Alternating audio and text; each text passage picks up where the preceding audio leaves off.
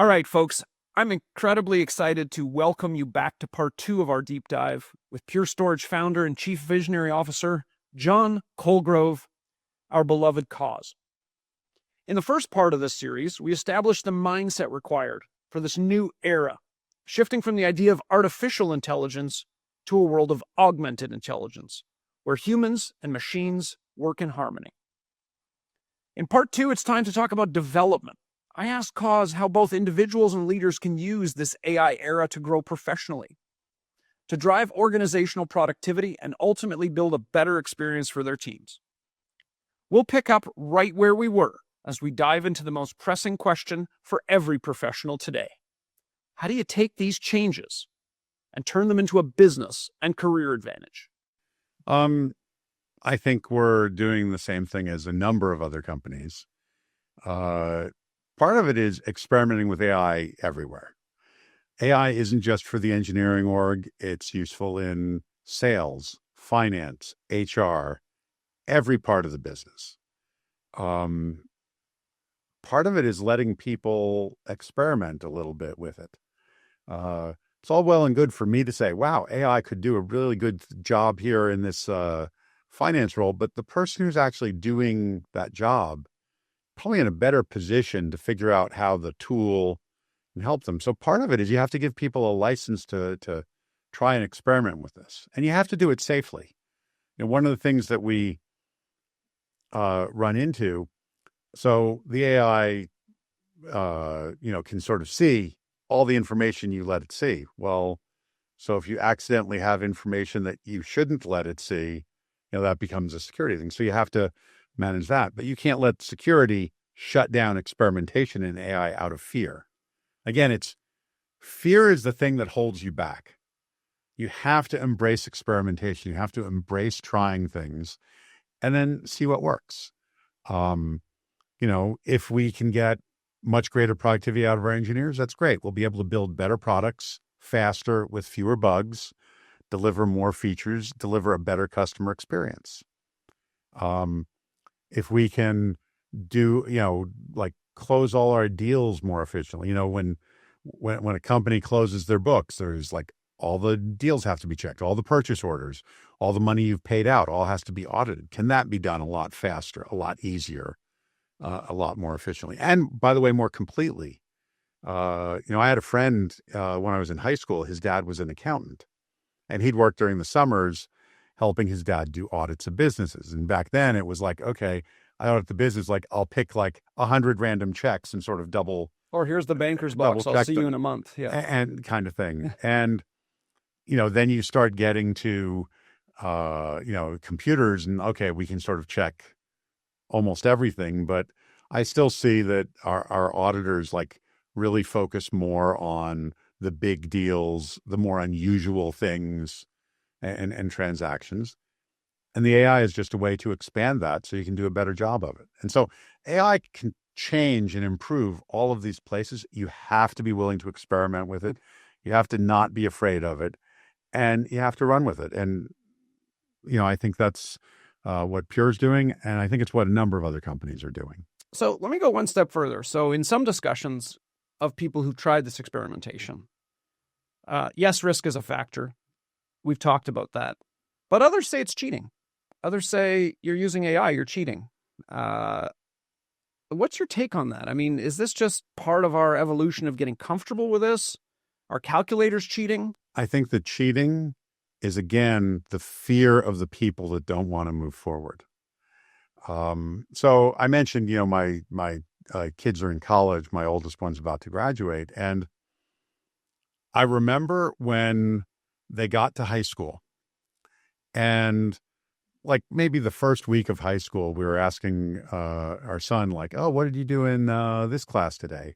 He's like, well, we were working on this, but so-and-so and so-and-so, they went in the back of the room and they just played games on their phones.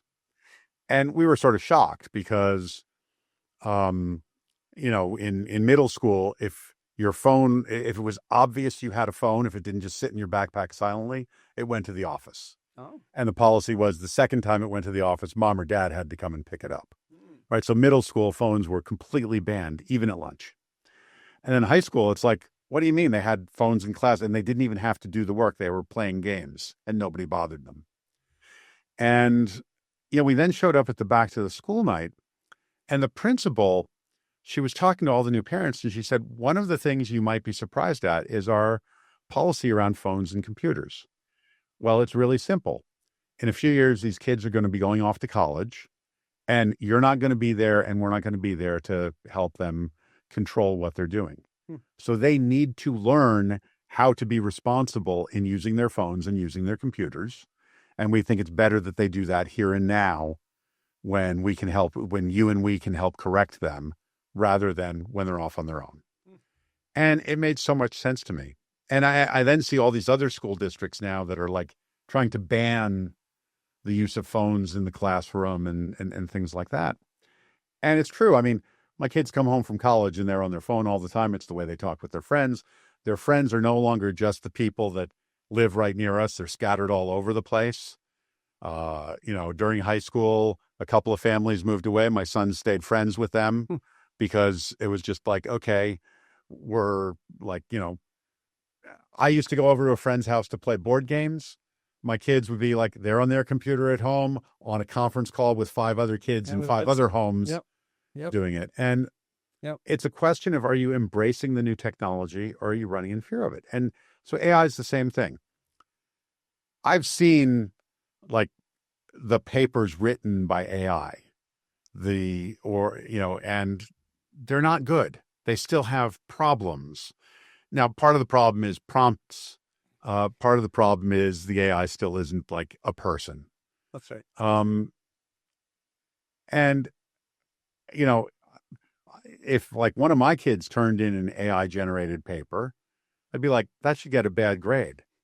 So I think the schools that are like, yep, you can use AI, but, it's like, fine, use AI and we're going to hold you to a top grading standard, right?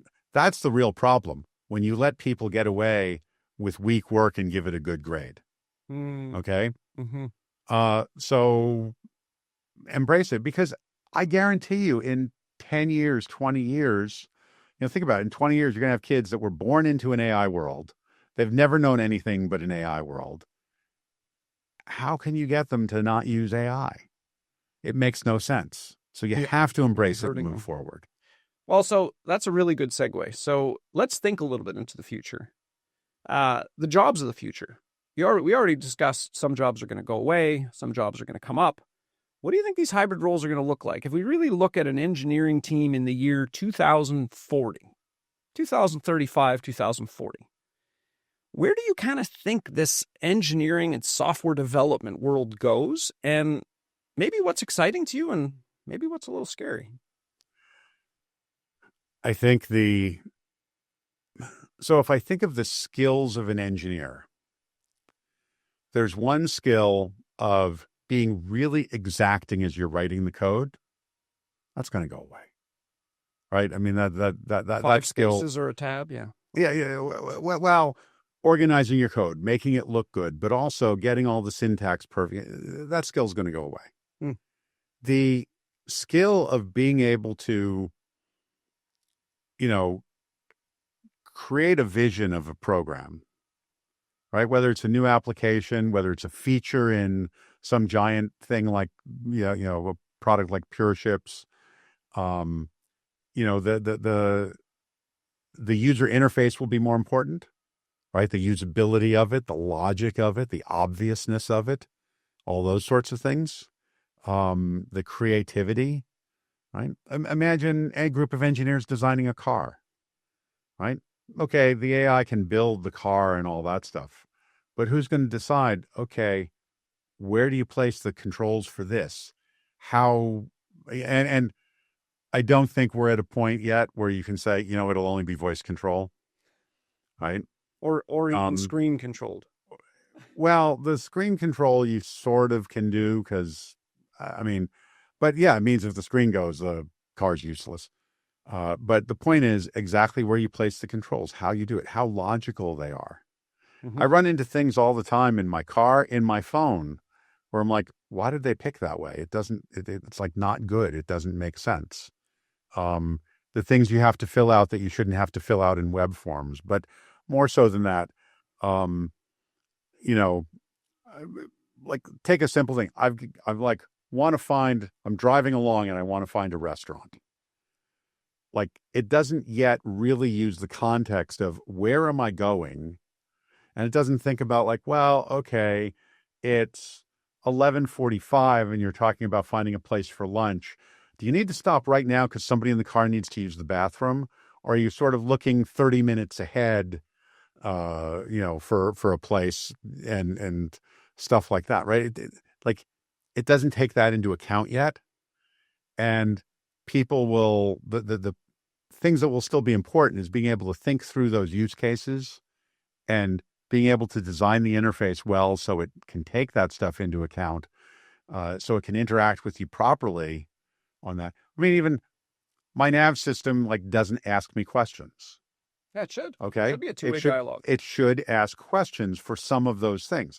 If I get in the car and I said, hey, I want to go to, Union Square in San Francisco, it's like, okay, fine. It doesn't have to ask a question. But if I'm driving from, here to Salt Lake City and I say, hey, I want to stop for lunch, it might say, well, do you want a nice place or do you want a quick place? Do you need it now? Are you really hungry? Or do you want to stop in whatever? And it can take that into account. And it can even look and say, I'm in the middle of Nevada and there's nothing for the next hour after this. So it could tell me, stop here, or you're going for another hour. Or you're going to need gas too. So I might as well find you a place that has both. Yeah. And so we don't have that dialogue yet, but that's the kind of stuff that people will have to still do in engineering. Right. And at Sounds some exciting. point, and that should be the more fun and creative part of it. Right. I don't recall the last engineer that said, man, I really love typing out like all my variable declarations in a, program. It's like, yeah, you have to do that. Well, I'm not sure right? people enjoyed typesetting back in the days where we were building Yeah. plates to print, right? As opposed to digitizing and letting the software actually design the typesetting. Yeah. Justification of words, moving things across. It's kind of like you're watching something on TV. You don't run into a lot of people who are like, man, I really like the ads. The program you can shorten out. I want to watch more ads. Well, streaming's largely taken care of that. My kids find ads incredibly foreign now. Look, before we wrap, last question. If you can give our viewers one piece of advice, think about maybe your 22-year-old self, your 23-year-old self, approaching whatever evolution and revolution it was at that time. What advice would you give to folks out there? Younger folks evolving their career, folks developing themselves, and even VPITs looking to the CIO role or CIOs looking to get to the CEO role. What advice would you give them? I think it's the same advice to everyone. Be curious, learn, try new things. Mm-hmm. When I started out as an engineer, and I don't even remember how I settled on this, but one of the things that I did early in my career was I took every other engineer I worked with and I tried to learn something from them, some skill, something, some way of looking at problems, whatever. And that really helped me. How did you do that? How did you get them to open up and teach you something rather than, I don't know, just making it another meeting? No, I didn't. I just, in working with them. I mean, you naturally work with people in groups. I mean, that's the difference. It's the biggest difference to me between school and work. In school, you do so much of your work in single person projects or in very small groups. And when you get into the business world, virtually everything's involves a little bit of a small group or a large group. And it was really just being observant and being willing to ask questions, obviously, is part of it, but being observant and saying, okay, wow, I see the way they're like debugging this. Oh, that's much more efficient than the way I do it. You sit down with somebody and they go to show you something and you realize the way they lay out the windows on their screen is more efficient than the way you do it. Right? It is just looking at everything with that, is this better? It's kind of like, I go to Stanford basketball games and I drive up El Camino Real, which has a bunch of traffic lights on it and a bunch of traffic. And every time I drive that road, and, I've been driving that road now, I've lived in the Bay Area for 40 years. I've been driving there. Still, every time I drive that road, I carefully observe every traffic light and exactly how traffic flows at it. So I know, when I get to this set of traffic lights, I want to be in the right lane. When I get to this other set, I want to be in the left lane. And I'm always observing and improving that Yeah. and optimizing that. And I think if you can get that kind of an attitude, then you're ready to learn new things. And, if you think about it at the entry level, yeah, you're learning all sorts of things, all sorts of new techniques. And by the way, don't be afraid to even fairly significantly switch jobs and careers. But observe, learn, find things you like.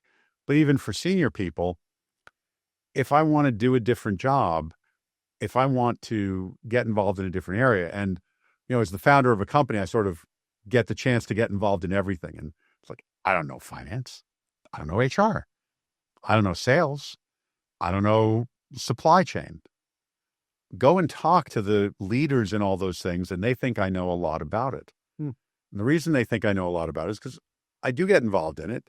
And when I get involved, I go in initially with a very open mind, and I ask a lot of questions, and I simply look at the logic of what they're doing, and I gradually learn and understand. And each function has its own logic, right? And there's things you see.